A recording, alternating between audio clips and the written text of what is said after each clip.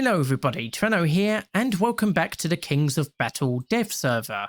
And today we're going to take a look at the new Soviet SPAA vehicle, the BTR-152D, which is coming in at rank 3 battle rating 3.7, and is very similar to the BTR-152A that's already in the Soviet tech tree at rank 2. So if we take a look at it, the big difference between this and the A variant is that it has 4 14.5mm machine guns. Of course, the original variant only has 2. These 2 here, so you've got the 2 additional ones at the back here. And if we take a look at the reloading rate, it's 10.4 seconds, so not the worst reload rate in the world, but not the quickest either. And it's got a vertical guidance of -5 degrees to +89 degrees. It's got a horizontal targeting speed of 27 degrees a second and a vertical targeting speed of 21 degrees a second. So a fairly responsive weapon, though of course enemies that come from unexpected directions or very fast enemies could still cause issues when trying to target them. As for the rest of the vehicle, it seems to be broadly the same stats. So it's got extremely thin armour, which is as to be expected from an APC-like vehicle. It's got a crew of 5, you've got your commander and driver at the front here, and then your gunner and 2 loaders at the back. It's got a top speed of 52 miles per hour going forwards on 8 gears and a top speed in reverse of 6.7 miles per hour on 2 gears. And it's got a 97 horsepower engine stock. And as for the ammunition, it carries universal, which is armor piercing incendiary tracer, and then immediate action incendiary. Then you've got the APIT belt, which includes armor piercing incendiary cement core bullets, which give a little bit extra penetration against armour. And then you've got a belt with a 50-50 between the immediate action incendiary bullets and armour-piercing incendiary tracers.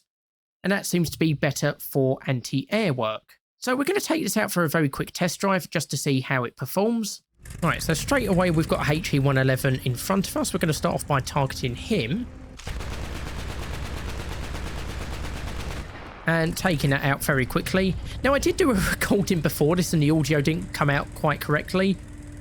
And there's a BF-110 that should be around here somewhere. And I mentioned to hit that straight away. I'm guessing I won't be able to do that this time. Just sod's law. I think I might still have the original footage though. So if I don't hit it, I'm going to show that as well on screen.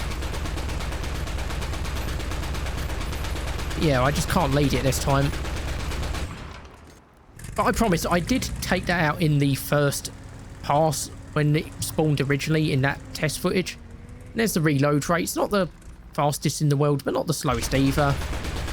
And of course, the further away the target is, it's the harder to hit it. And it doesn't look like it reloads completely, because as you saw there, it did completely reload, supposedly. But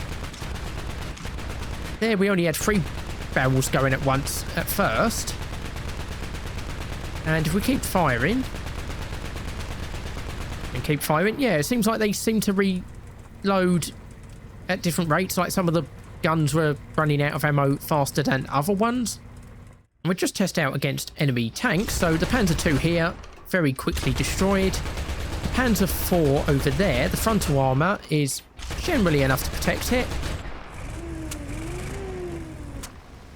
Try it out against the one over there. Most of the bullets are being deflected off, but we did manage to take out the tracks. And against the side armour, we've done major damage. So we've managed to de-drac it and basically kill nearly all of the crew. Of course, we're not going to be going up against those sorts of vehicles because this is a rank 3 vehicle, so it's going to be more against, higher tier vehicles. But you can still do some damage if you flank enemies. We're just going to see how quickly it takes us to get up to top speed. And you can see we're getting up to a pretty damn quick speed, especially on the flat. So we're at 35 miles an hour already, 37. Yeah, it seems to be topping out at about 42, 43 miles an hour, at least on the flats. And even on the cross-country terrain, we still seem to be keeping up with our speed for the most part, only slowing down slightly. So this is a pretty mobile vehicle. So this will be able to quickly traverse across the battlefield to provide air support, or, well, anti-air support to the moving ground vehicles. So overall, I think this is a very good addition to the Soviet tech tree. This is a much more effective vehicle than some of the earlier vehicles, like the ZSU-37 and the CIS-43 and the truck-mounted vehicles either don't pack much of a punch or just extremely hard to aim and don't fire particularly quickly, whereas this puts out a lot of firepower very quickly, and once those bullets do hit, they hit very hard. And as you can see in the footage, we did set fire to both of our targets. So even if you don't necessarily destroy the enemy in one burst, you're probably going to mission kill them. And at the end of the day, that will probably be enough to ruin your enemy's day and, protect your teammates, which at the end of the day is the whole reason for SPAA vehicles existing. So that is the BTR 152D, which, like I say, I think is going to be an extremely good vehicle for the Soviet tech tree. Hopefully you'll join me for future videos on the Kings of Battle dev server. Make sure to look at the description below for other videos on this dev server and for my social media links. I've been Terreno, and I'll see you next time.